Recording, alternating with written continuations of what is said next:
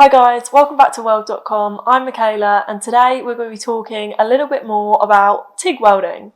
So you might have seen I did a TIG basics and 101 video, and this is just carrying on from that. This is for people who know the basics but want to know a little bit more for that fine tuning. So let's get into the video. In this video, I'm using an Oerlikon Saito TIG 315 AC DC machine with a Lincoln Electric Pro TIG torch and argon shielding gas. The first thing I'm going to talk about when TIG welding is the types of tungsten. When I came out of college, all I knew was a red thoriated tungsten for DC and a white zirconiated tungsten for AC. But recently, I've been introduced to a different kind of tungsten, which is the pink tungsten, which is Limox, if that's how you say it. Now, these can be used for both currents, AC and DC, which comes in really handy when I go from changing material. It means I don't have to mess around with my torch. I can literally just change the current on the TIG machine and it's done. The next piece of equipment I'm going to be talking about when TIG welding is one of these. So this is a gas lens, and what it does is it helps diffuse the shielding gas over the weld pool, and it also helps reduce turbulence. And now I wouldn't weld steel or stainless steel without one. It also helps achieve that rainbow effect with stainless steel welding. And also with one of these, you have a clear cup, and this helps you see the arc a lot clearer as well. This is some of my stainless steel welding with a gas lens. And as you can see, I've got a bit of that rainbow effect.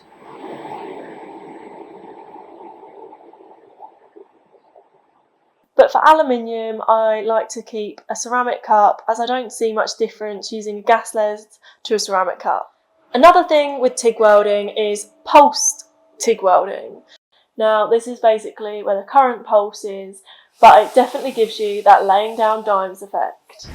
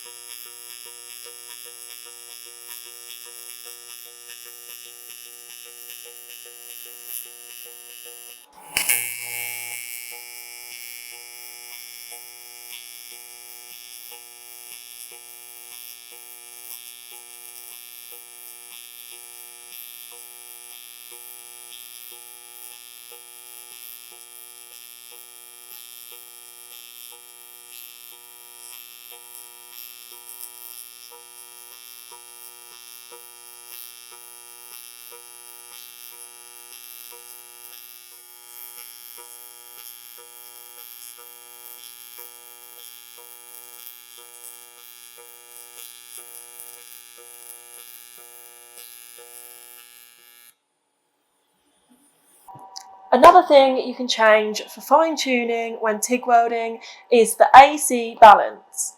Now, of course, you can only do this when you're welding an AC current, so most likely for aluminium, but it's where you can change the penetration and the cleaning of the TIG machine. So the positive is the cleaning and the negative is the penetration side of it. Now, I have it set at a 70% positive, but that's just me and that's just what I like to weld at. Of course, everybody's going to be different. Another thing people love to do when TIG welding is called walking the cup. Now, this is basically weaving the torch, using the cup to create a lovely looking weld between the two materials. I'm going to be showing you the walking the cup technique on a bit of aluminium.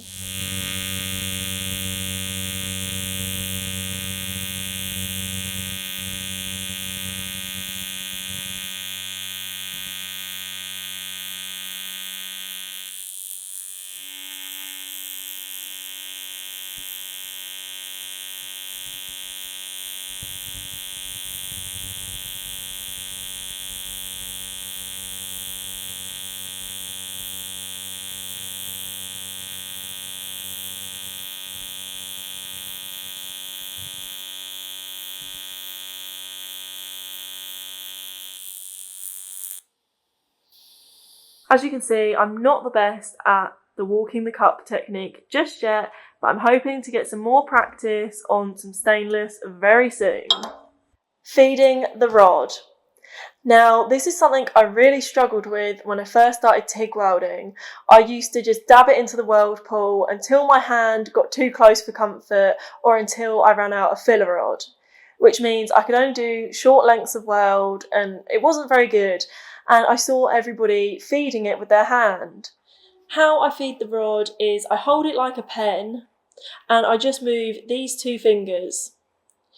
So I hold them forward and then I use my thumb to hold it and push them back.